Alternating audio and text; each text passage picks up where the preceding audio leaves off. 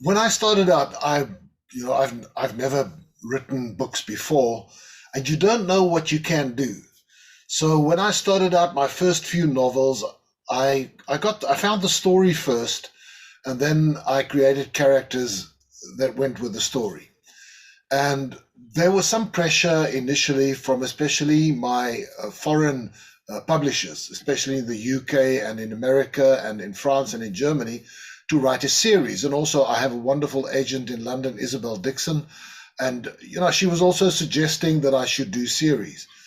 But I was very unsure of myself as a young author, well as a first time author, first few books, and I didn't know whether I had the capacity and the ability to find stories for the same character or characters all the time. I was afraid. So when I wrote Dead Before Dying and I created this character called Benny Griessel, I really liked him. I thought he made a lot of things happen on the page. He was fun to write about. And I thought, well, if I find another story that fits him well, then I'm definitely going to use him as a protagonist because he's a really great character to write about. Um, and then it took me two or three more books before I found a story that I thought this is perfect for Benny Griessel, um, and wrote as a once-off, never intending. But in the background, the publishers continue to ask, but this they like this character. How about a series about him? And still, I was dubious. I didn't know if I had it in me. I didn't know if I had the ability. But as readers give their feedback and they send you emails saying they love this character and the reviewers were positive and the publishers were positive, then a sort of a strange thing happens and you tend to favor story ideas that might fit Benny Griessel. So it wasn't an overnight thing, it was a thing that came over a long time, and there were all these subtle influences and pressures on me to find more Benny Griessel stories.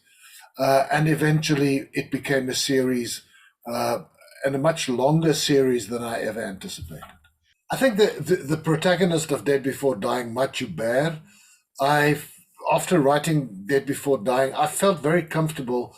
Dead Before Dying was my first proper crime fiction book. I wrote a book before that, a book that was never translated, that was more of an adventure suspense novel than a pure crime fiction novel.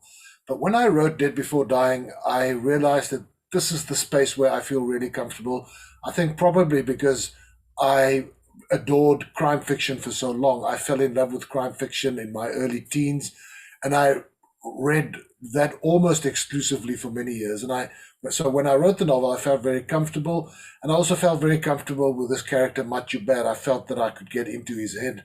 I felt that I understood him, so it was easy to bring him back. And then I must admit, he's the only real familiar character that came back in Devil's Peak. A lot of the other characters were new. Someone like Vaughn Cupido that made his debut in Devil's Peak, he evolved to become Benny's real partner and his alter ego, and they're like a brotherhood. They work together so well. Five, six, seven novels later, but those are the two major characters I think that I came up with there, that had a longer life. My initial idea in writing that book was that I wanted to contain it within a certain number of hours. I wanted the whole book to happen within 24 hours or something like that, 72 hours. Um, but I didn't know if I could make it work.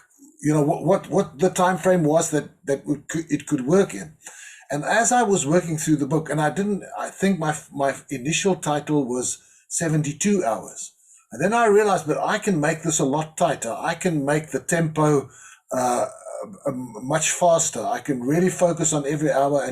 And then the number 13 came up, and 13 is a number that goes heavy under a lot of bad luck, baggage, and that sort of thing. And I thought that would make a great title.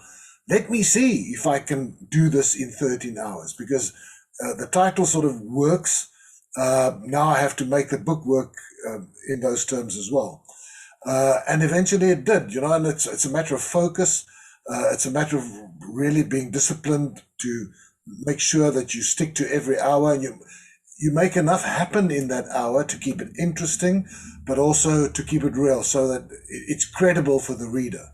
And it was an amazing experience. I loved it. You sort of get a sense that the movement in the book is always forward, and the tempo is great. And then you start hoping that this can really work. But I did not know that it would actually work until I wrote the last 13th hour of the book and came to the conclusion in the end. I think every book is a sort of an experiment. You got to what I try to do with every book that I write is to challenge myself and do something that I haven't done before. I think my greatest fear as an author is to stagnate, to do the same thing over and over again, especially in a series.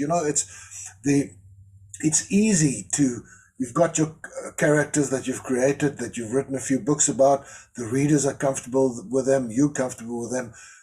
It's quite easy to start doing the same thing over and over, change a few details, but basically the same book that you keep rewriting.